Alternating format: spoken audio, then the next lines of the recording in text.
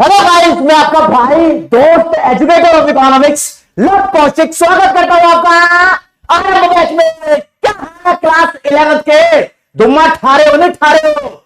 दुम्मा उठना चाहिए, पढ़ाई इस लेवल पे चलनी चाहिए कि तुम्हारी पढ़ाई का एक एक कॉन्सेप्ट तुम्हारी जिंदगी में काम में आए। जब जब तुम करियर बनाने की सोचो तो तुम्हारे करियर में जैसे कार में पेट्रोल डीजल इलेक्ट्रिसिटी काम करती है ना एज अ फ्यूल, तो कॉन्सेप्ट तुम्हारी जिंदगी में बने रहे, तुम्हारी जिंदगी की रफ्तार को आगे लेकर जाए, तुम्हारा करियर आगे बढ़ाए। पढ़ाई इस लेवल पे होनी चाहिए कि करियर में आगे वो पूरी हेल्प करे। बिल्कुल यही लेवल होना चाहिए पढ़ाई का। क्या हाल चाल मेरे बच्चों? जल्दी से कमेंट सेक्शन में अपनी हाजिरी लगा दो एक बारी। मेरे कॉमर्स के बच्चे हाजिरी कैसे लगाते हैं वो कमेंट सेक्शन में लिखते हैं जय हिंद जय कॉमर्स। तो एक बारी खटाक से जल्दी सुपर फास्ट तरीके से लाइव चैट के अंदर आप हाजिरी लगा दोगे जय हिंद जय कॉमर्स बोल के, ताकि मुझे पता लग जाए मेरे बच्चे आ गए सारे। तो गुड इवनिंग एवरीवन, सबके हालचाल एकदम मस्त बढ़िया जबरदस्त जिंदाबाद सारे बच्चे। चलो जी ओके रिपोर्ट। आपको पता है कि माइक्रो इकोनॉमिक्स हमने स्टार्ट कर रखी है, चैप्टर नंबर 1 चल रहा है माइक्रो इकोनॉमिक्स का। हर एक बच्चे को करना चाहिए और आज की क्लास में जो भी टॉपिक करा दूंगा तुम देख लेना, चाहे तुम्हारा कोई स्कूल का टेस्ट हो, यूनिट टेस्ट हो, हर एक टेस्ट के अंदर अगर ये चैप्टर कवर हो रहा है ना तो यहां से आज की क्लास से क्वेश्चन आपको देखने का भी मिलेगा। बहुत ही बढ़िया, बहुत बढ़िया, जबरदस्त। सारे बच्चों की हाजिरी लग गई है बड़ा प्यार से, मस्त मलाई मक्खन तरीके से। फिर मैं कॉन्सेप्ट भी तुम्हारे दिमाग में घुमा दूंगा, कोई दिक्कत वाली बात नहीं है भाई। दोस्तों देखो, आते हैं मुद्दे पे। अपने पास इंट्रोडक्शन टू माइक्रो इकोनॉमिक्स का चैप्टर है और बेसिकली आपको बताऊं तो आज की क्लास में मैं आपको जो टॉपिक्स कवर कराऊंगा वो होगा सेंट्रल प्रॉब्लम्स। बच्चा इस समय पर जब तुम ये चैप्टर पढ़ रहे हो तो सबको पता है कि हां एक टॉपिक होता है सेंट्रल प्रॉब्लम। कराऊंगा आज, डेप्थ में कराऊंगा, कोई दिक्कत नहीं है, ठीक है। अनुष्का दुबे चल रही है, ऐप चल रही है, बिल्कुल चल रही है, सब देख रहे हैं ऐप पे है, ठीक है। आप रिफ्रेश करो उसको, ठीक है। चलो जी, फिर कराऊंगा माइक्रो इकोनॉमिक्स और मैक्रो इकोनॉमिक्स के बीच का जलजला। इन दोनों के बीच में क्या अंतर होता है, कोई समझ क्यों नहीं पाया, प्यार से समझा दूंगा। और फिर होगी normative economics and positive economics के डिफरेंस की बारी। एक काम करूंगा, पहले सेंट्रल प्रॉब्लम कराऊंगा, फिर नॉर्मेटिव और पॉजिटिव इकोनॉमिक्स कराऊंगा, फिर तीसरे नंबर पे कराऊंगा माइक्रो और मैक्रो। बीच बीच में आपसे क्वेश्चन पूछता रहूंगा, आप उसका जवाब मुझे देते रहना। एबीसीडी वाले होंगे, कौन बनेगा अरबपति वाले क्वेश्चन, टेंशन मत लेना, ठीक है जी, कोई दिक्कत नहीं है। हां जी,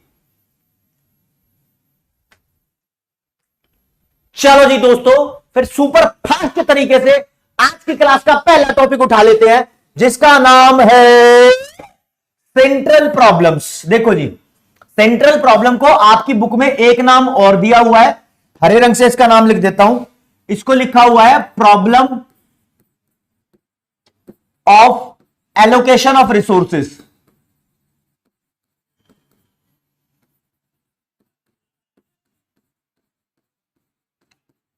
ये इसका दूसरा नाम है दोस्तों। चश्मा उतार के थोड़ा सीरियस मोड आ जाता है। हाँ, लव यू एवरीवन भाई, लव यू सबको, मेरा बहुत बहुत प्यार है। आपके प्यार की वजह से ही मेरे अंदर वो जज्बा और जुनून जागता है। बस उसी प्यार को बरकरार रखिएगा, आपके प्यार की वजह से ही हम खुश रहते हैं। और बस अब ये खुशी इतनी प्रकट करने से पहले मैं आपको बता देता हूं एक चीज। बच्चे नोट्स के बारे में पूछ रहे हैं दोस्तों, जैसे ही ये चैप्टर एंड हो जाएगा ना, आपको इस चैप्टर के एंड में इसके हैंड रिटन नोट्स मिल जाएंगे।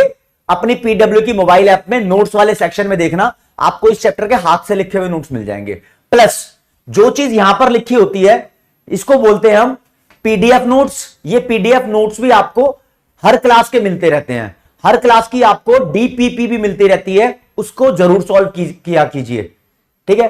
ये छोटी छोटी मोटी इंस्ट्रक्शंस हैं और क्लास के बाद अगर आपको डाउट है तो हर एक स्लाइड में आप डाउट पूछ सकते हो, आपके लिए डाउट पूछने का भी ऑप्शन है, ठीक है। चलो जी, और जो बच्चा डीपीपी सेक्शन में जाकर डीपीपी देखेगा वहां पर उसको कमिंग सून लिखा हुआ दिखाई देगा। डीपीपी को वहां जाकर मत देखना, एक और सेक्शन बना हुआ है डीपीपी पीडीएफ, वहां जाकर देखोगे तो आपको पीडीएफ मिल जाएगी। ओके रिपोर्ट है। जिस बच्चे की आज पहली क्लास है कोई बात नहीं, सक्षम वशिष्ठ बहुत बढ़िया, ठीक है जी। निश्चो थैंक यू। चलो जी, आज चलते फिर सेंट्रल प्रॉब्लम। दोस्तों सेंट्रल प्रॉब्लम आपके सिलेबस का हिसाब से 3 तरीके की होती है। पहली, व्हाट टू प्रोड्यूस, दूसरी हाउ टू प्रोड्यूस, और तीसरी प्रॉब्लम है फॉर हुम टू प्रोड्यूस।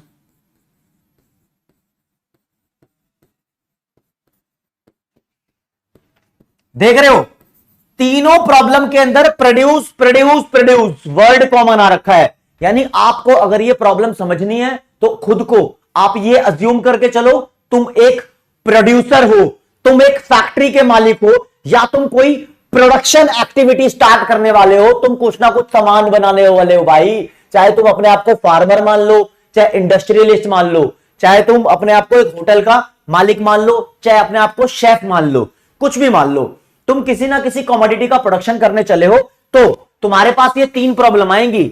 और दोस्तों ये तीनों प्रॉब्लम का लिंक एक सिंपल वर्ड से है, चॉइस।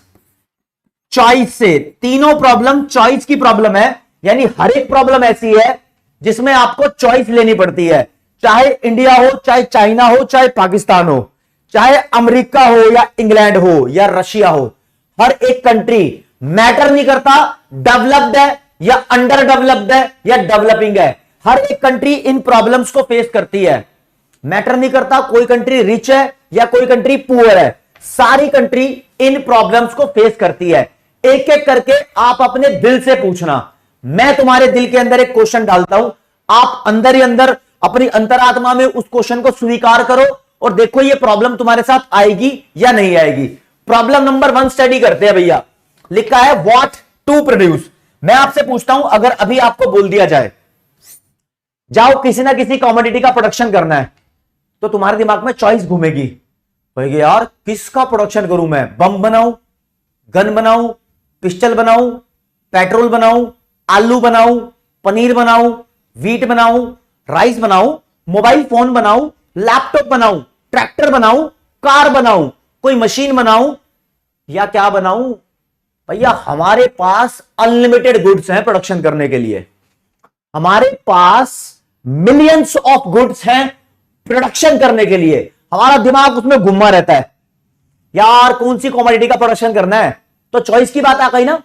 तो ये प्रॉब्लम पूरी की पूरी चॉइस से रिलेटेड है। आप प्यार से बोल सकते हो, जब जब इसकी डेफिनेशन लिखने को आए आपको, आप प्यार से बोल सकते हो this problem is related with the choice of the commodity is to be produced. ऐसी कमोडिटी से रिलेटेड जिसका मुझे प्रोडक्शन करना है और मेरे पास तो मिलियंस ऑप्शंस है, इसलिए तो चॉइस लेनी पड़ रही है। पूरी प्रॉपर एक्सप्लेनेशन के साथ आपको देता हूं ये चीज मैं, ठीक है।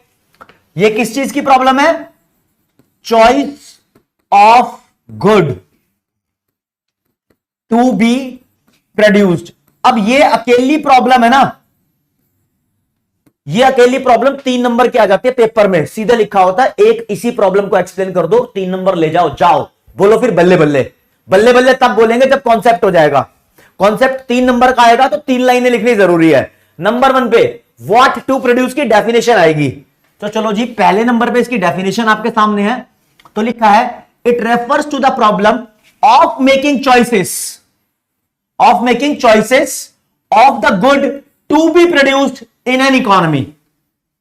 एक इकोनॉमी के अंदर जो भी आपको कमोडिटी प्रोड्यूस करनी है उसके सिलेक्शन की प्रॉब्लम है, या आप सिंपल लिख सकते हो ऐसे। इसकी डेफिनेशन एक और बनती है, ये लिखो this problem is related with choice of good to be produced. ये लाइन डेफिनेशन लिख दो या ये एक ऊपर वाली लाइन डेफिनेशन लिख दो। मैंने आपको ऑप्शन भी दे दिए हैं भाई, ऑप्शन भी दे दिए हैं। हाँ आविष्कार भाई, मेनू भी पढ़ना है, ठीक है। ओके रिपोर्ट, चलो जी, खुशी हो गई जी, ये ओके है। फिर आपको इस डेफिनेशन की सपोर्ट के अंदर एक लाइन बोल देनी है। देखो यार लाखों मिलियंस गुड्स होती हैं, तो बोल दो प्यार से, लिखो जी there are millions of goods to be produced in an economy. बहुत सारी गुड्स होती हैं, जैसे कि सेकंड पॉइंट आपका बनेगा एग्जाम्पल। आप दोगे एग्जाम्पल, भाई कौन कौन सी गुड्स हैं जो आपका मन कर रहा है 5-10 गुड्स के एग्जाम्पल लिख के बता दो। अरे 4-5 भी लिख दोगे तो टीचर मान जाएगी, नंबर नहीं काटेगी आपकी। लेकिन मैंने थोड़ा मुश्किल तरीके से एग्जाम्पल दिए हुए हैं क्योंकि आपके दिमाग में कुछ डलना चाहिए। मैंने कैटेगरी बना रखी है। कोई सोचता है बम, गन, पिस्टल बनानी है तो वो वॉर टाइम गुड्स के बारे में सोच रहा है, लड़ाई युद्ध वाली गुड्स के बारे में। अगर कोई ब्रेड बटर के बारे में सोच रहा है तो थोड़ा पीस टाइम, शांति के माहौल की गुड्स के बारे में सोच रहा है। कोई कैपिटल गुड्स के बारे में सोच रहा है तो इसका मतलब ये कि वो मशीन वगैरह बनाने की सोच रहा है, ट्रैक्टर बना देगा है या कोई दूसरी मशीन बना देगा। कोई सोच रहा है कंज्यूमर गुड्स के बारे में, तो कंज्यूमर गुड्स वो होती हैं जो तुम्हारे आसपास बहुत आसानी से मिल जाती है, डेली हम उसको यूज करते हैं। टूथपेस्ट हो गया, चीनी हो गई, चावल हो गया, व्हीट है, राइस है, ये सब कंज्यूमर गुड्स है। ठीक है। हाँ तन्मय सिंगल, बहुत सही एग्जांपल दिया आपने, बहुत सही। कुछ भी एग्जांपल लिख दो भाई यहां पर। ठीक है, तो एग्जांपल के तौर पे यहां थोड़ा संतरी रंग ले लेते हैं। कैपिटल गुड्स है, कंज्यूमर गुड्स है, वॉर टाइम गुड्स है, और जो तुम्हारे मन में आ रही है वो गुड्स है। जो मर्जी एग्जांपल लिख दो। ठीक है, देखते हैं मैंने एग्जांपल क्या लिखे हैं। Capital goods like machinery, tractor etcetera. Consumer goods like toothpaste, चीनी, गेहूं etcetera. War time goods like gun, bomb, tanker etcetera. सही है, 2 पॉइंट हो गए। अब मुद्दे की बात सुनना। अगर तुम मेरे इस क्वेश्चन का जवाब दे देते हो कि मान लो मैंने आपसे पूछा भैया कौन सी कॉमोडिटी का प्रोडक्शन करना है, मैंने आपको फंसा दिया इस प्रॉब्लम में, व्हाट टू प्रोड्यूस में, और आपने डिसाइड करके भी बता दिया भैया मेरे को मोबाइल फोन बनाने हैं एग्जाम्पल के तौर पे। चलो ठीक है, मोबाइल फोन बनाने हैं, बनाओ। आपने सॉल्व कर ली प्रॉब्लम। ध्यान रखना, प्रॉब्लम का सॉल्यूशन नहीं पढ़ा रहा मैं आपको, प्रॉब्लम को एक्सप्लेन करना पढ़ा रहा हूं।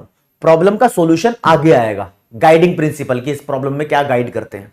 आज सिर्फ प्रॉब्लम पढ़ रहे हैं। कैपिटल का मतलब यहां पर प्रॉपर्टी होता है, कोई एसेट होता है। ठीक है वरदान सिंह, अकाउंट से थोड़ी अलग मीनिंग है यहां पर कैपिटल का। चलो जी कोई बात नहीं। अच्छा, तुमने सोचा मोबाइल फोन बनाना है, अब कितनी क्वांटिटी बनानी है मोबाइल फोन की। हमारे प्यारे देश भारत के अंदर 140 करोड़ से ज्यादा लोग रहते हैं। तुम कितने फोन बनाओगे? 140 करोड़। कुछ फोन सैमसंग ऑलरेडी बना रहा है, कुछ एप्पल, कोई वीवो, कोई ओप्पो, कोई वन प्लस, कोई XYZ, ABCD, कितनी सारी कंपनियां हैं ऑलरेडी, वो बहुत सारे फोन बना रही है। तो क्या तुम सबके लिए फोन बना दोगे? ये सोचना बड़ा मुश्किल काम है। अब देखो, जैसे कि मैं बताता हूं, मान लो एक कंपनी पेप्सी है, एक कंपनी कोका कोला है, कोक है। अब ये मान के चलो एग्जांपल के तौर पे पूरे इंडिया के अंदर डेली 1000 बोतल बिकती है कोल्ड ड्रिंक की। कोल्ड ड्रिंक की बोतल की बात कर रहा हूं, दारू मत समझना।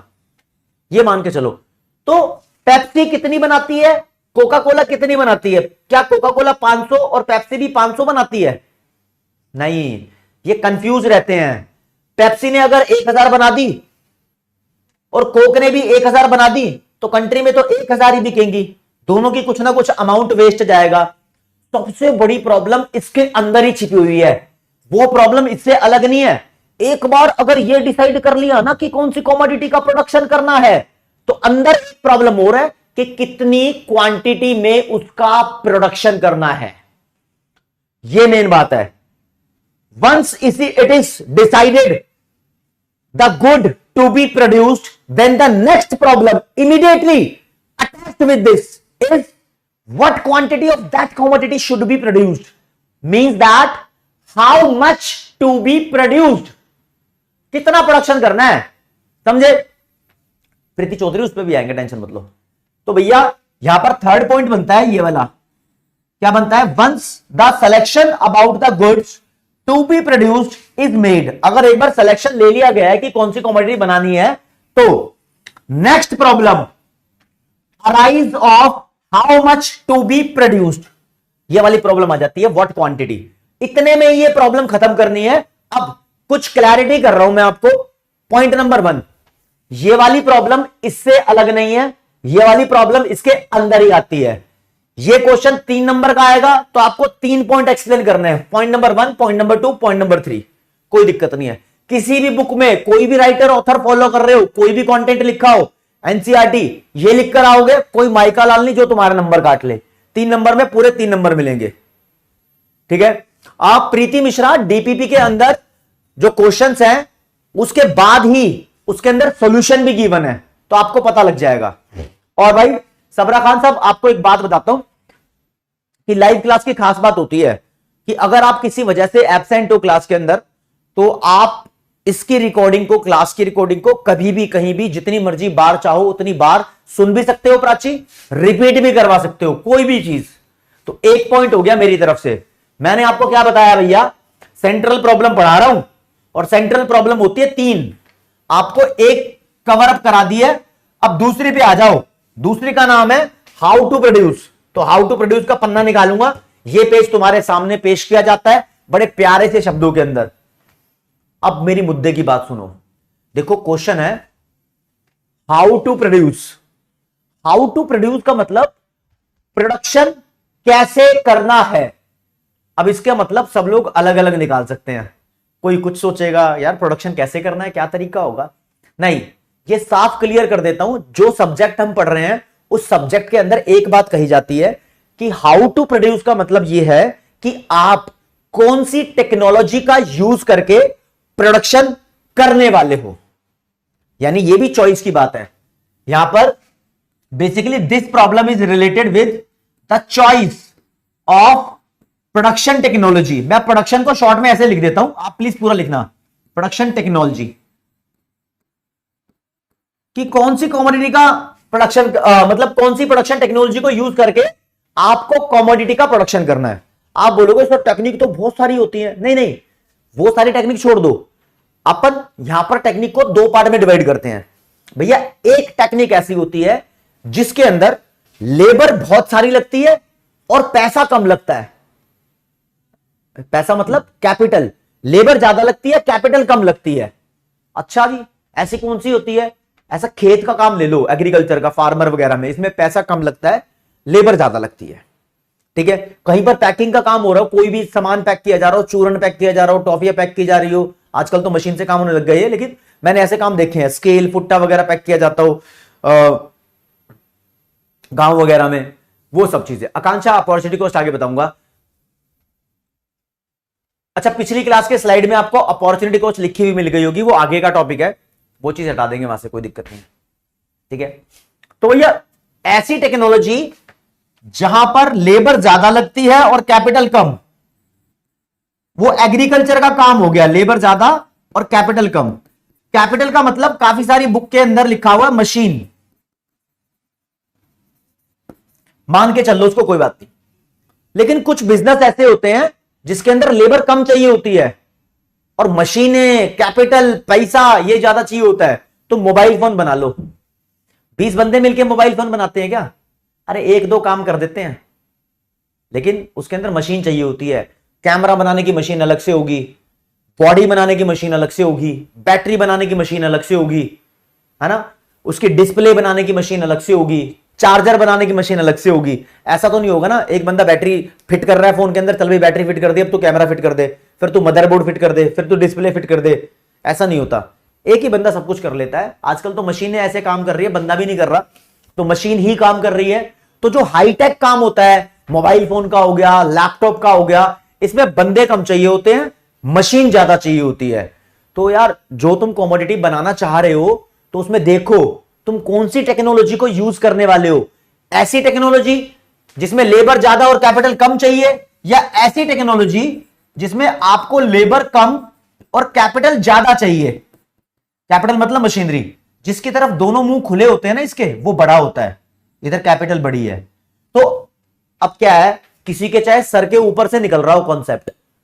आप मेरी बात सुनो, अजय खत्री यही तो कराना है आज। हाँ स्पर्श भाई, आपके लिए मेरी बात है ये, किसी के सर से ऊपर निकल रहा हो कॉन्सेप्ट, लेकिन आपको पूरे नंबर लेने से कोई नहीं रोक सकता। कैसे? पेपर में क्वेश्चन आएगा, हाउ टू प्रोड्यूस की प्रॉब्लम को एक्सप्लेन कर दो, तो आप लाइन नंबर 1 लिखोगे इसके लिए। हाउ टू प्रोड्यूस की प्रॉब्लम का मतलब ऐसी प्रॉब्लम है जिसके अंदर हमें चूज करना पड़ता है कि कौन सी प्रोडक्शन टेक्नोलॉजी को हम यूज करेंगे। तो this problem is related with the choice of production technique. खत्म कहानी, एक लाइन हो गई।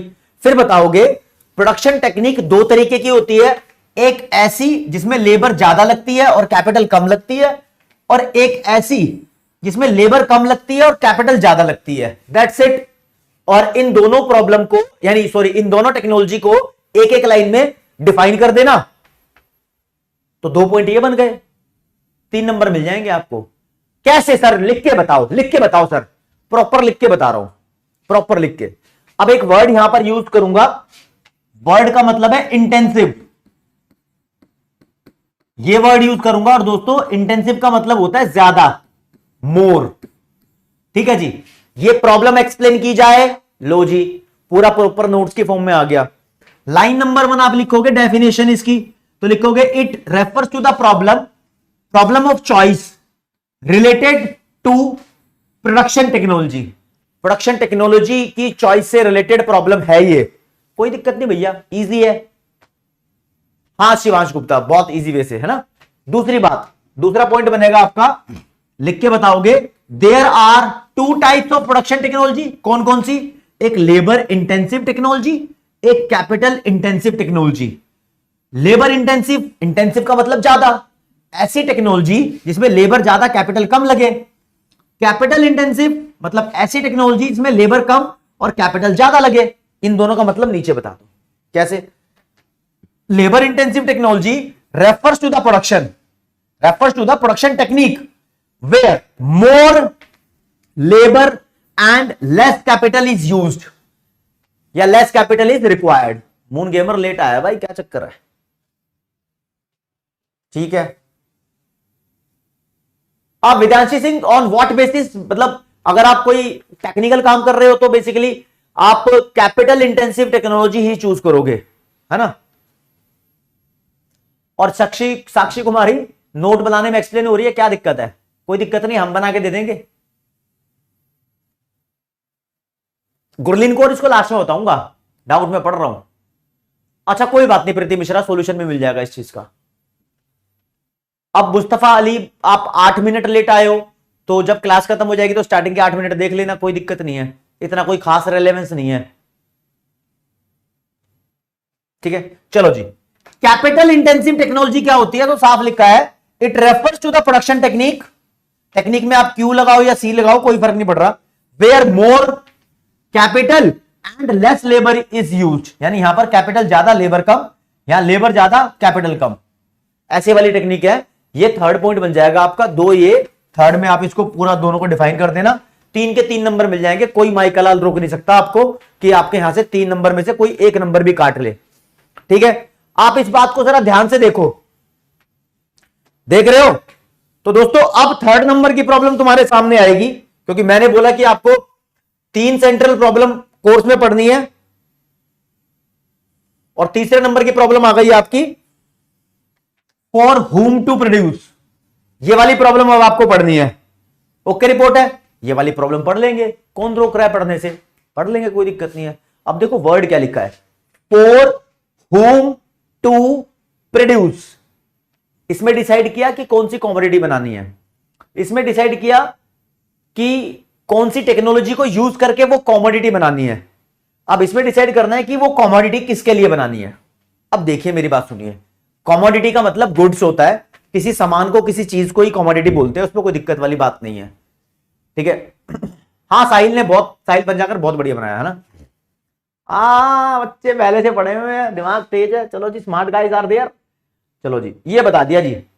फॉर हुम टू प्रोड्यूस, किसके लिए प्रोडक्शन करना है। अब मुद्दे की बात सुनना मेरी बात। देखो जी, आप अगर सस्ता सामान बनाओगे तो पुअर के लिए प्रोडक्शन करोगे, गरीब आदमी के लिए। आप अगर महंगा सामान बनाओगे तो रिच आदमी के लिए प्रोडक्शन करोगे। अब कुछ मोबाइल फोन कंपनी देख लो, मैं बोलूं लावा कंपनी जो छोटे मोटे सस्ते फोन बनाती है, शाओमी सस्ते फोन बनाती है, तो वो पुअर के लिए फोन बनाती है।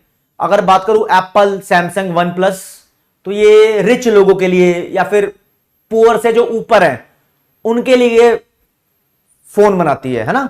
तो प्रोडक्ट है, कपड़े हैं, कुछ ऐसे ब्रांड हैं जो Louis Vuitton, Gucci, Armani, D&G, MK, ये सब महंगे महंगे फोन बनाते, कपड़े बनाती है, तो अमीरों के लिए प्रोडक्शन करती है। कुछ हमारे यहां मंगल बाजार है, सोम बाजार है, इतवार बाजार है, वह हम जैसे लोगों के लिए कपड़े मिल जाते हैं, है ना। तो अमीर और गरीब में डिफरेंस है तो पैसों के हिसाब से डिफरेंस है वो, है ना। दिल से मेरा भी लव गाइस, ठीक है। तो जूते भी हैं भाई, हम सस्ते जूते ले आते हैं, बाजार से ले आते हैं हद से हद, कोई छोटा मोटा ब्रांड अफोर्ड कर लेते हैं, एक्शन के स्पार्क्स के जूते पहन लेते हैं। अमीर लोग फिर रिबॉक, एडिडास, प्यूमा, नाइकी, या फिर देखो माइकल जॉर्डन भी चल रहे हैं, है ना, और बहुत सारी चीजें हैं। तो यही होता है यार कि आप जो प्रोडक्ट बना रहे हो उसका रेट डिसाइड करता है कि वो अमीरों के लिए बना है या गरीबों के लिए बना है। ये बात ध्यान रखना, बड़ी इंपॉर्टेंट बात है, ठीक है। अगर तुमने प्रोडक्ट अमीरों के लिए बनाया है तो उसकी एक खास बात है, देखो। इससे पहले मैं आपको एक अलग साइड में ले जाके इधर आओ खोपचे में मेरे साथ, इधर एक कॉन्सेप्ट करेंगे। ये जीडीपी क्या होता है? जीडीपी की फुल फॉर्म है ग्रॉस डोमेस्टिक प्रोडक्ट, समझ रहे हो दोस्तों। एक देश में जीडीपी के इंक्रीज होने को हम बोलते हैं ग्रोथ। कोई पूछे ग्रोथ क्या है, तो it is increase in GDP, ये सिंपल सा मतलब है। लेकिन जीडीपी क्या होता है? एक देश ने कितने रुपए का सामान बनाया है, उस सामान की वैल्यू को बोलते हैं जीडीपी। इंडिया कितने रुपए का सामान बना रहा है? अभी हाल फिलहाल जब तुम मेरी क्लास देख रहे हो तो इंडिया 3.4 ट्रिलियन डॉलर्स का सामान बनाता है। तो जितना महंगा प्रोडक्ट बनाओगे तो उतना प्रोडक्शन की वैल्यू बढ़ जाएगी, यानी उतना जीडीपी की वैल्यू बढ़ जाएगी। जीडीपी और देश का प्रोडक्शन सेम बात है, समझ रहे हो। फुल फॉर्म से कोई फर्क नहीं पड़ता सक्षम। तो अच्छा जोशी साहब, स्पर्श भाई मैं उसको देखता हूं, फिर क्लियर हो जाएंगे, कोई दिक्कत नहीं, ठीक है। हाँ तापेश्वर, यही तो बात है भाई, मिडिल क्लास कहां जाएगी, हम जैसे लोग कहां जाएंगे। लेकिन ठीक है, अभी तो प्रॉब्लम पड़ रहे हो। तो अमीरों के लिए अगर आपने सामान बनाया तो सामान की वैल्यू ज्यादा होगी।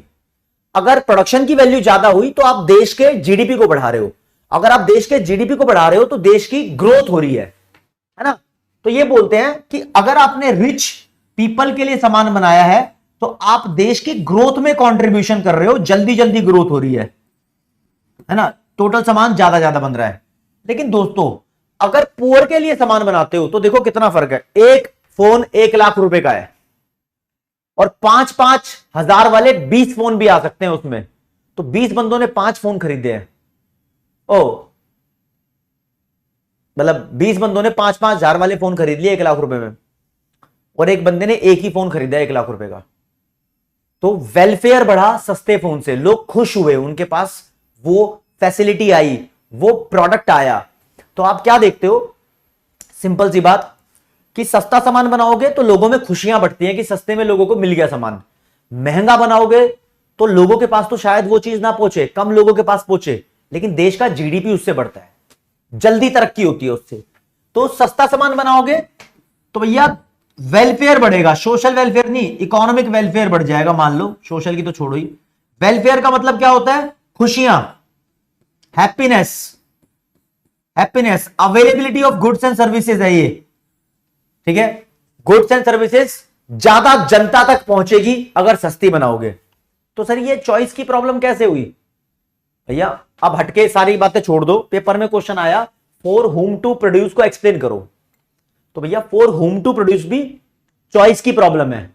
अमीरों के लिए सामान बनाओगे तो आप देश की ग्रोथ में कंट्रीब्यूट कर रहे हो, अगर गरीबों के लिए सामान बनाओगे तो आप वेलफेयर में कंट्रीब्यूट कर रहे हो। तो चॉइस यहां पर वेलफेयर और ग्रोथ के बीच में है, वेलफेयर और ग्रोथ के बीच में चॉइस है, कोई दिक्कत वाली बात नहीं है। और इस प्रॉब्लम को प्रॉब्लम ऑफ इनकम इनइक्वालिटी भी बोलते हैं, प्रॉब्लम ऑफ इनकम डिस्ट्रीब्यूशन या फिर प्रॉब्लम ऑफ इनकम इनइक्वालिटी भी बोला जाता है। समझे मेरी बात उस्ताद? तो 3 सेंट्रल प्रॉब्लम होती है, तीनों मैंने करा दिया आपको। अब ये पेपर में आएगा तो कैसे एक्सप्लेन करना वो बता दूंगा। अमन कुमार, कैपिटल का मतलब मशीन मान के चलो यहां पर।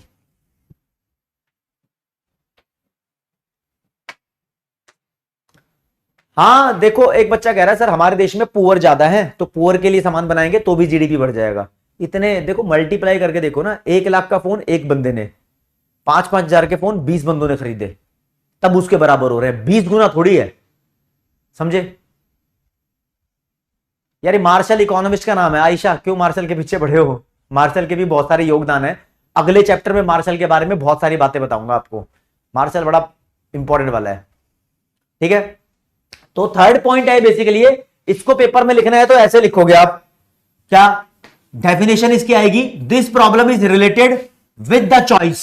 ये भी चॉइस की है, किसके बीच में, बिटवीन सोशल इक्वालिटी, लाइक ये जो है वेलफेयर बढ़ रहा है तो लोगों में बराबरी आ रही है, सोशल इक्वालिटी आ रही है, यहां पर सोशल इक्वालिटी की बात हो रही है इस पॉइंट से रिलेटेड।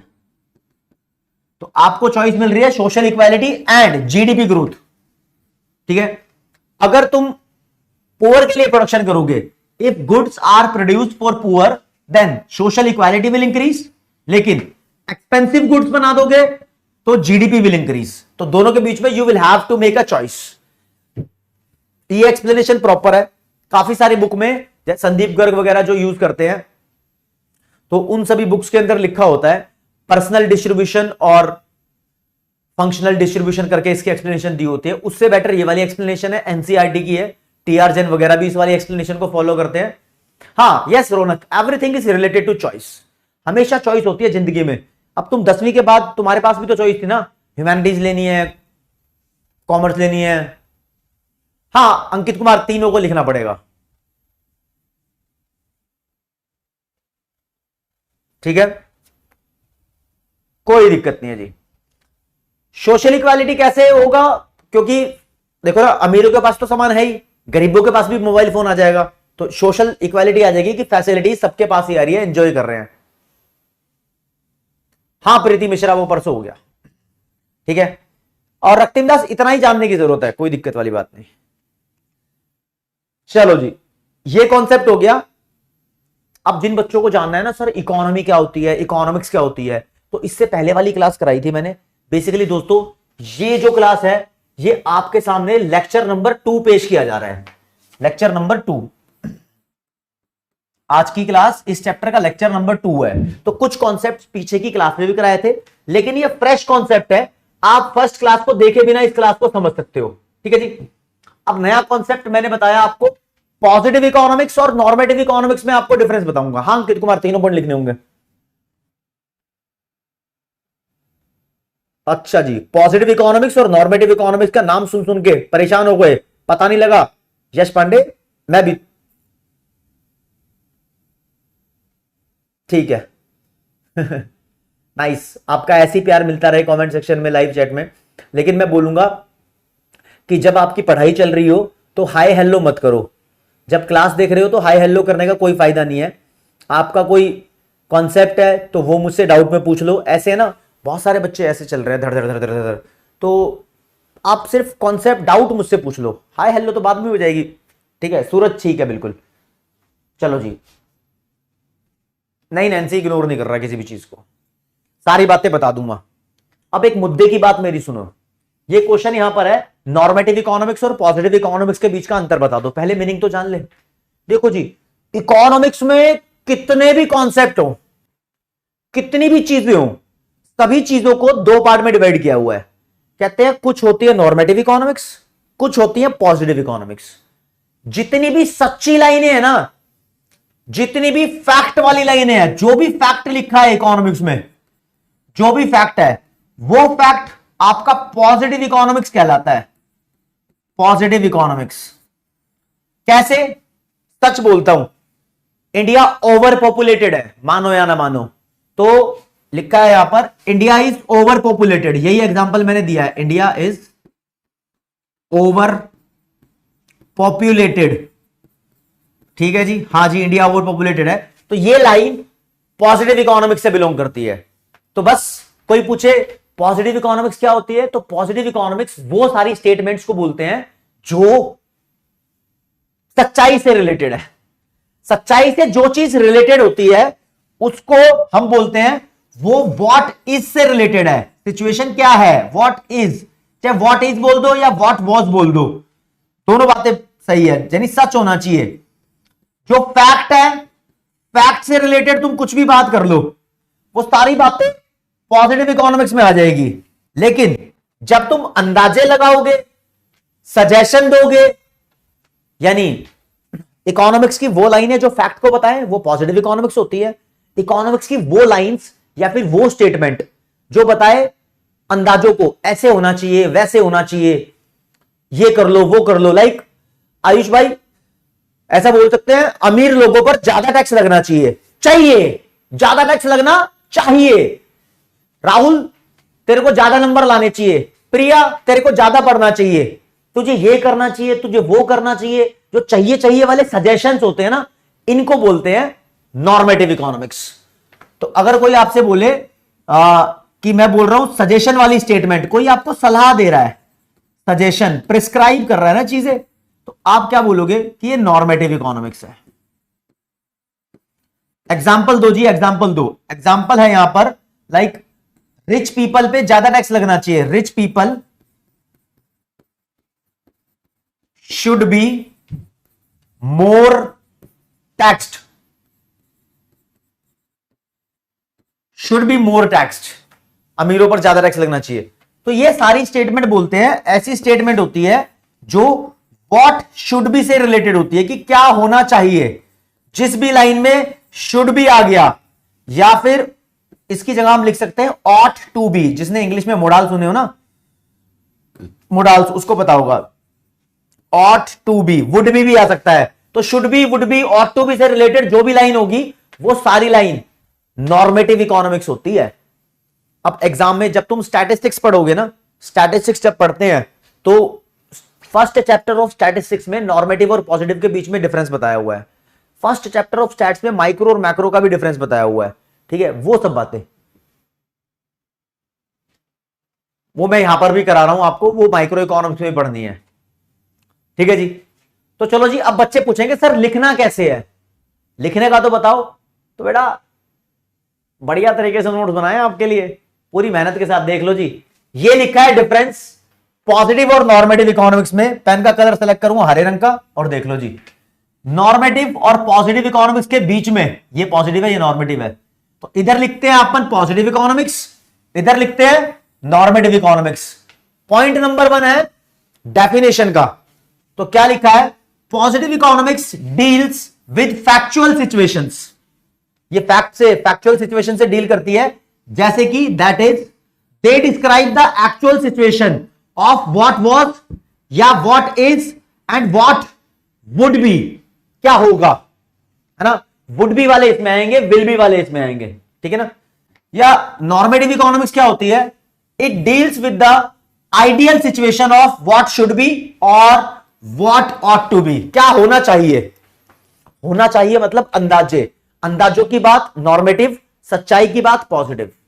ओके ओके ओके, ठीक है ना। अब देखो यार, इंडिया में 140 करोड़ लोग हैं, तुम क्या उखाड़ सकते हो इस बात का, कुछ नहीं उखाड़ सकते। अब तुम ये बोल सकते हो हाँ यार जनसंख्या कम होनी चाहिए, तो तुम सलाह दे सकते हो, है ना। सच पे कुछ नहीं बोल सकते, तुम्हारी पर्सनल जजमेंट मैटर ही नहीं करेगी, ओपिनियन मैटर नहीं करती। It does not involve any personal value judgement या फिर ओपिनियन, मतलब तुम्हारी राय यहां पर मैटर ही नहीं करती, ओपिनियन मैटर नहीं करती। है तो है, उखाड़ लो कुछ भी, कोई कुछ नहीं कर सकता, है तो है। लेकिन अब तुम इसको सही कर सकते हो बाद में, है ना। हाँ आयुषी सिंह पूछ सकते हो, डाउट पूछना है एक बारी, ठीक है जी। और यहां लिखा हुआ है it involve the personal value judgement.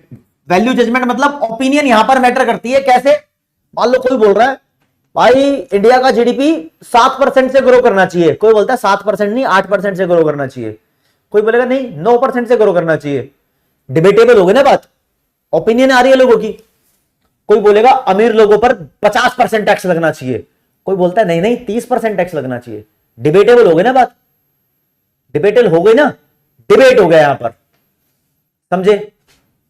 Shivani इसका मतलब डिस्ट्रीब्यूशन होता है, ठीक है। नहीं 5 नंबर का नहीं आ सकता है क्वेश्चन ये। तो क्या लिखा है इसके लिए, सच सिचुएशन या डिस्क्रिप्शंस कैन बी वेरीफाइड। इन चीजों को तुम वेरीफाई कर सकते हो कि सच है या नहीं है। मैं बोल रहा हूं इंडिया ओवर पॉपुलेटेड है, तो आप वेरीफाई कर सकते हो कि ये सच है या झूठ है ना। बोल रहा हूं इंडिया के अंदर इन्फ्लेशन 6% की है, वेरीफाई कर सकते हो सच है या झूठ है। लेकिन इनको वेरीफाई नहीं कर सकते, सच सिचुएशन या descriptions can not be verified and these are debatable in nature. इस पे डिबेट बना हुआ रहता है, हमेशा डिबेट बना रहता है, ठीक है। ओके, आगे एग्जाम्पल देख लो। एग्जाम्पल लिखा है the rate of inflation at present is 5%। अभी इन्फ्लेशन रेट 5% है। एग्जाम्पल के तौर पे बता रहा हूं, ये सच बात है, ठीक है। इंडिया इज ओवर पॉपुलेटेड, ये भी सच बात है। मेरा नाम लव कौशिक है, ये भी सच बात है। ये सब पॉजिटिव इकोनॉमिक्स हो गई, ठीक है। यहां पर देखो what should be ideal rate of inflation be, यानी एक सही रेट ऑफ इन्फ्लेशन क्या होना चाहिए, क्या होना चाहिए। कोई कुछ भी बोल देगा तो डिबेटेबल हो गई। अगला, rich people should be more taxed, अमीर लोगों पर टैक्स लगना चाहिए, ज्यादा दबा के टैक्स लगना चाहिए। तो बेसिकली दोस्तों ये माइक्रो और नॉर्मेटिव और पॉजिटिव के बीच में मैंने आपको डिफरेंस बताए हैं और आप इन डिफरेंसेस को देख भी रहे हो, आपके काम की चीज है जबरदस्त तरीके से। चलो जी, अगला क्वेश्चन और last question of the class है।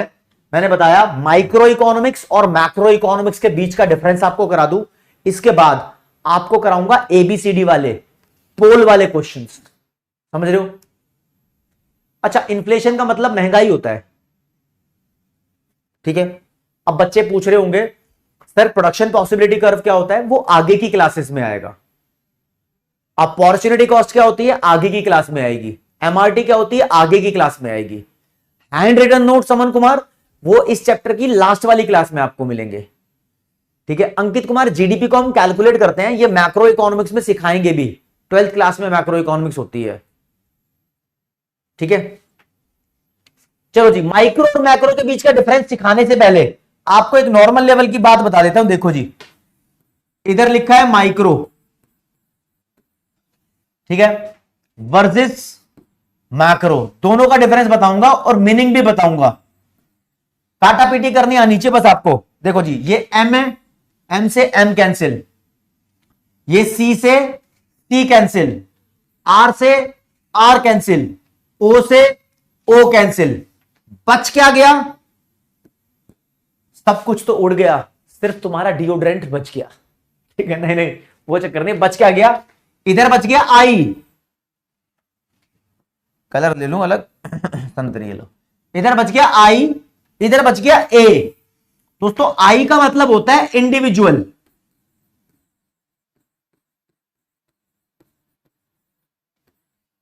और ए का मतलब होता है एग्रीगेट। और एग्रीगेट के बहुत सारे मीनिंग होते हैं। आप एग्रीगेट को टोटैलिटी भी बोल सकते हो, टोटल। अब इकोनॉमिक्स का मीनिंग मैंने लास्ट क्लास में बताया था। अब आगे देखो, इंडिविजुअल यूनिट्स को स्टडी करना, एक एक चीज को स्टडी करना, एक कंज्यूमर, एक मार्केट, एक दुकान, एक प्रोड्यूसर, एक फर्म, एक एक चीज को स्टडी कर रहे हो तो वो माइक्रो इकोनॉमिक्स है। यानी डिमांड स्टडी कर रहे हो, माइक्रो इकोनॉमिक्स है। पूरे देश की डिमांड, पूरे देश की डिमांड को बोलते हैं एग्रीगेट डिमांड, मैक्रो इकोनॉमिक्स है। पूरे देश की supply, aggregate supply, macro economics है। मेरी इनकम माइक्रो इकोनॉमिक्स है, देश की इनकम मैक्रो इकोनॉमिक्स है। तो चीजों को इंडिविजुअल लेवल पे पढ़ना माइक्रो इकोनॉमिक्स, और चीजों को सम टोटल करके टोटलिटी के लेवल पे पढ़ना मैक्रो इकोनॉमिक्स। बहुत आसान है माइक्रो और मैक्रो के बीच का अंतर। लेकिन यहां पर माइक्रो इकोनॉमिक्स का एक दूसरा नाम भी है, इसको प्राइस थ्योरी बोलते हैं। मैक्रो इकोनॉमिक्स का भी दूसरा नाम है, इसको हम theory of income and employment बोलते हैं। समझ लो, अलग अलग बुक्स है। माइक्रो इकोनॉमिक्स में डिमांड और सप्लाई के हथियार है, मैक्रो इकोनॉमिक्स में एग्रीगेट डिमांड और एग्रीगेट सप्लाई के हथियार है। यानी यहां एक एक चीज की डिमांड पढ़ते हैं, यहां पूरे देश के बारे में पढ़ते हैं, ठीक है। हां कार्तिक विश्वकर्मा, बहुत सही बोल रहे हो, ठीक है जी। तो एक बार माइक्रो इकोनॉमिक्स और मैक्रो इकोनॉमिक्स में बारे में पढ़ लेते हैं। माइक्रो इकोनॉमिक्स, जैसे कि मैंने बताया, स्टडी ऑफ इंडिविजुअल यूनिट्स, और macro economics is the study of economy as a whole. Whole मतलब कंप्लीट तरीके से पढ़ना, ठीक है। अब कोई पूछेगा इकोनोमाइजिंग ऑफ रिसोर्स क्या होता है, हर्षित जी ने पूछ लिया, पीपीसी का टॉपिक है, आगे की क्लास में हो जाएगा, ठीक है। आगे चलो जी, ये माइक्रो और मैक्रो के बीच के 5 डिफरेंस लिखे हैं, आप कोई भी 3-4 कर लेना, ठीक है जी। चलो जी, यहां संतरे रंग यूज करता हूं, इधर अपनी माइक्रो है, इधर अपनी मैक्रो है, डिफरेंस देख लो जी। Definition, it is the study of individual economic units of N economy. एक इकोनॉमी के अंदर इंडिविजुअल इकोनॉमिक यूनिट्स को पढ़ना माइक्रो इकोनॉमिक्स है। और it is the study of economy as a whole and its aggregates. इतना भी लिख दो इकोनॉमी एज अ होल तो भी नंबर मिल जाएंगे, टीचर नंबर काट ही नहीं सकता। काट दे तो मेरे को बता देना, फिर मैं उसको बता दूंगा, ठीक है। अगला, it deals with individual income. Example के तौर पे जैसे कि इसके अंदर इंडिविजुअल इनकम की स्टडी हो रही है, इंडिविजुअल प्राइस किसी भी कमोडिटी का, या इंडिविजुअल आउटपुट किसी भी कंपनी ने कितना प्रोडक्शन किया है, इंडिविजुअल की स्टडी हो रही है, ठीक है जी। रोशनी अभी यही बताया था, बताया भी था रोशनी भी।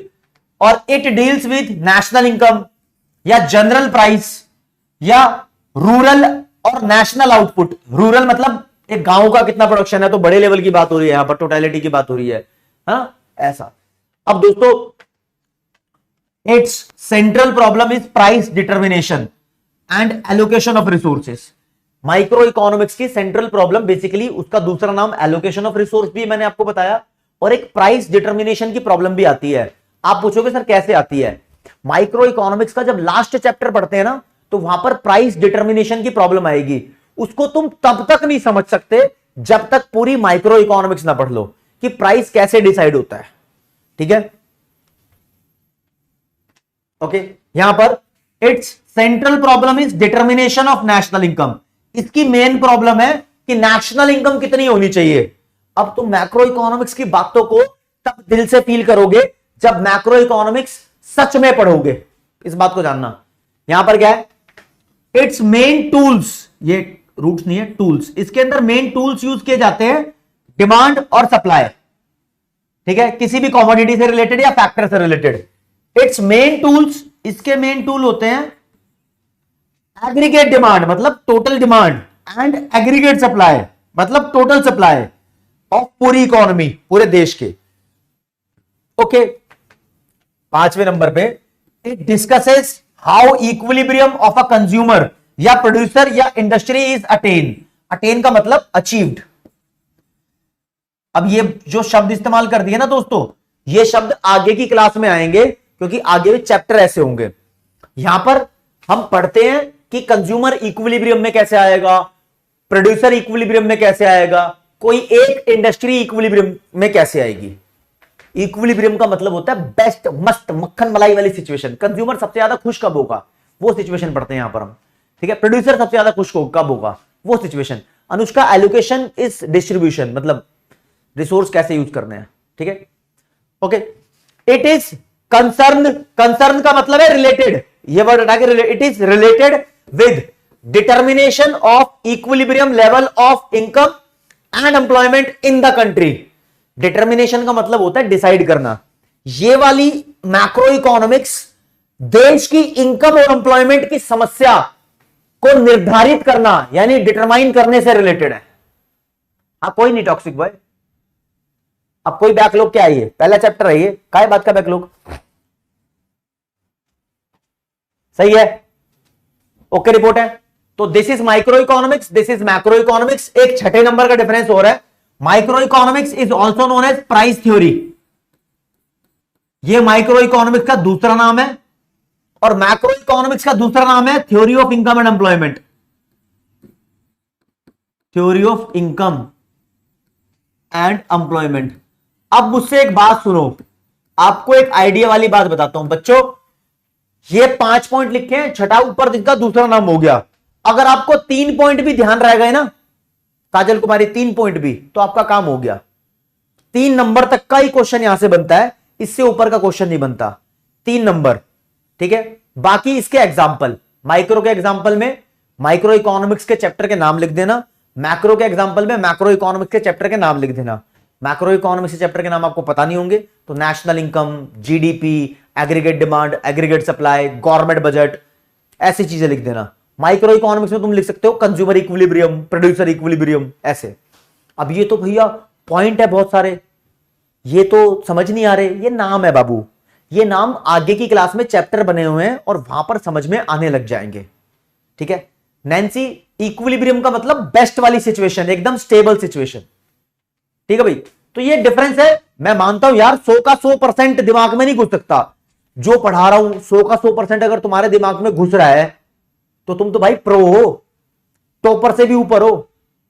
अगर तुम्हारे दिमाग में मेरा पढ़ाया हुआ 60 से 70% भी घुस रहा है तो आप बहुत सही जा रहे हो, हर चीज कवर अप कर लोगे आप, कोई दिक्कत वाली बात नहीं है। ठीक है जी। और गर्वित अग्रवाल अपने पास ऑप्शन है कि हम इस क्लास के रिकॉर्डिंग को बार बार देख सकते हैं। हाँ विवेक बहुत बढ़िया, maximum satisfaction is consumer equilibrium. अब दोस्तों वक्त आ गया कि मैं आपको क्विज पर ले जाऊं। अब आप इन क्विज क्वेश्चंस का मुझे जवाब दोगे। मेरे ऐप जो पीडब्ल्यू की मोबाइल ऐप यूज कर रहे हैं बच्चे, उनको ऐसा ऑप्शन दिख रहा होगा, ये पोल का ऑप्शन है। ठीक है, पोल आएगा आपके फोन के अंदर और आपको जवाब देना है। तो क्वेश्चन आपके सामने पेश किया गया है, ये लिखा है which of the following is studied under micro economics. Micro economics में इन चारों में से क्या पढ़ते हैं हम? एग्जाम्पल, इंडिविजुअल यूनिट्स को पढ़ते हैं, या इकोनॉमिक की टोटलिटी एग्रीगेट को पढ़ते हैं, या नेशनल इनकम, या इनमें से कोई नहीं। चारों में से एक आपको बताना है। यहां पर आपके पास ऑप्शन होते हैं। ठीक है, अब आप बताओ जरा इसका आंसर। मैं आपको देता हूं यहां पर 30 सेकेंड्स दिए भाई, जल्दी बताओ। मैं सामने से हट गया ताकि आपको क्वेश्चन बिल्कुल क्रिस्टल क्लियर नजर आए, कोई दिक्कत वाली बात नहीं रहे, इसलिए।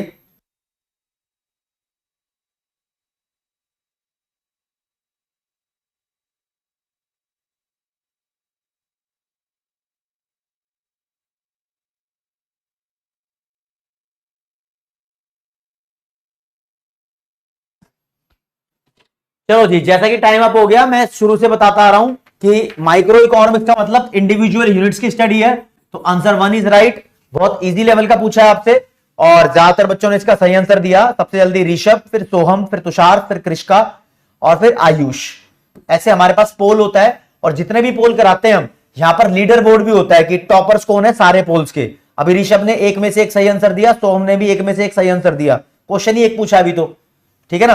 तो आगे चलते हैं अगले क्वेश्चन की तरफ। चलो जी, क्वेश्चन है माइक्रो का मतलब स्मॉल होता है। ठीक है, ये वर्ड कौन सी लैंग्वेज से उठाया गया है? भाई माइक्रो इकोनॉमिक्स का जो माइक्रो शब्द है कौन सी लैंग्वेज से उठाया गया है, ये मैंने बताया नहीं आपको। अरेबियन, ग्रीक, जर्मन या इंग्लिश? इंग्लिश तो नहीं है भाई, इन तीनों में से एक है। जल्दी से बता दो, आपके पास वक्त भी है, 30 सेकंड्स का वक्त दूंगा, आपको बताना पड़ेगा कि कौन सी लैंग्वेज से उठाया है। चलो जी, चालू रखो जी मीटर, बताओ कौन सी लैंग्वेज से उठाया है। देखो यूरोप में एक कंट्री है, उसका नाम है ग्रीस। उस ग्रीस कंट्री के शब्दों, मतलब जो भी उसकी लैंग्वेज है उसको ग्रीक लैंग्वेज बोलते हैं। उनके जो शब्द हैं वो बहुत सारे सब्जेक्ट्स में यूज हो रखे हैं। तो भैया माइक्रो इकोनॉमिक्स जो शब्द है वो ग्रीक लैंग्वेज का वर्ड है, ग्रीक। ठीक है, इसको ओके करते हैं और बी पे देखते हैं बच्चे कितना जानते थे। नाइस, बहुत सारे बच्चे जानते थे। सोहम, हर्ष, आयुष, अगीचा और आयुष चंद्रा, फिर उमंग प्रताप, ये टॉप 5 बच्चे हैं जिन्होंने आंसर दिया। जल्दी जल्दी अगले क्वेश्चन पे आते हैं। Who is the father of economics? Last class में बताया था, जेबी से, माल्थस, एडम स्मिथ या जॉन रॉबिन्सन।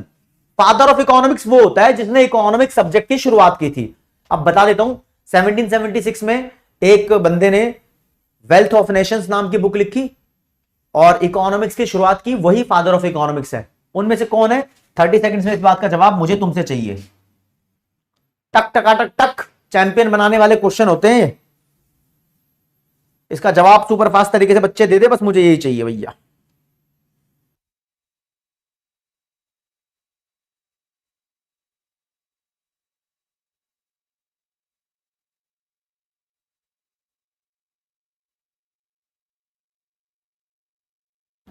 बच्चे बच्चे को पता है Adam Smith is the right answer, he is the father of economics. C को टिक कर दो, ओके बड़ो। सबसे ज्यादा बच्चों ने सही आंसर दिया, सबसे जल्दी फिर सोहम, फिर दीपेश, फिर ऋषभ, फिर अनुराग, फिर अभिराज। देख लेते हैं लीडरशिप बोर्ड में। सोहम ने तीनों क्वेश्चन का आंसर, चिन्मय ने भी, फिर ईशानी, फिर दीपेश, फिर करुण, फिर रेयान। बच्चे ऊपर नीचे भी होते रहते हैं भाई, ध्यान रखना इस बात को। अगला क्वेश्चन आपके सामने पेश करूंगा और this is the last question of the class. Economics last class में मैंने बताया था उसकी डेफिनेशन है इकोनॉमिक्स क्या है? It is the study of stocks and bond. Stock का मतलब शेयर होता है। Mainly the study of business firm को स्टडी करना इकोनॉमिक्स है। या economics is the problem of choice under scarcity, बताओ। या the study of management decision को स्टडी करना होता है। आपको इस बात का आंसर देना है दोस्तों। यहां आपको मैं टाइम दे दूंगा, 30 सेकेंड्स दूं या 45 सेकेंड्स? अच्छा खासा टाइम दे देता हूं। रवीना अलग हो जाएगी वो प्रॉब्लम, ठीक। 30 सेकेंड्स का टाइम है तुम्हारे पास। चलो जी, चलो।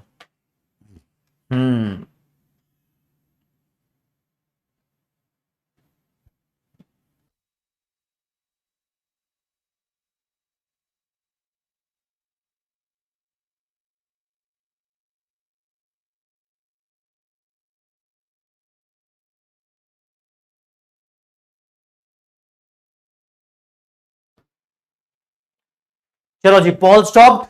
अब आपको बताता हूं, ये डेफिनेशन है इकोनॉमिक्स की, making choices in the presence of scarcity. तो option number 3 is the right answer. Last class के अंदर इसको कराया था मैंने और ज्यादातर बच्चों ने सही आंसर दिया। अगेन सोहम, साकेत, कृष्का, अभय और चिन्मय बोरा, ये टॉप 5 थे। और क्लास के अंदर टॉप करने वाले बच्चे आज सोहम ने 4 के 4 क्वेश्चन का सही जवाब दिया, चिन्मय ने भी, और ईशानी, फिर सृष्टि, फिर करुण, फिर दीपेश, और देखोगे आप फिर आयुषी, फिर जानवी, फिर परमीत, फिर रेयान सचदेवा। दोस्तों मेरे पास ये वीडियो कॉल का ऑप्शन भी है। मैं टॉपर्स को वीडियो कॉल से बात भी करूंगा। और मुद्दे की बात ये कि क्लास के अंदर आपको कुछ बातों का ध्यान रखना है। जो बच्चे पूछ रहे हैं इंडियन इकोनॉमिक डेवलपमेंट कब से स्टार्ट होगी, वो चीजें इस चैप्टर के एंड में आपको एक एक चीज अपडेट कर दूंगा। देखो जी, मैं आपको माइक्रो इकोनॉमिक्स पढ़ा रहा हूं।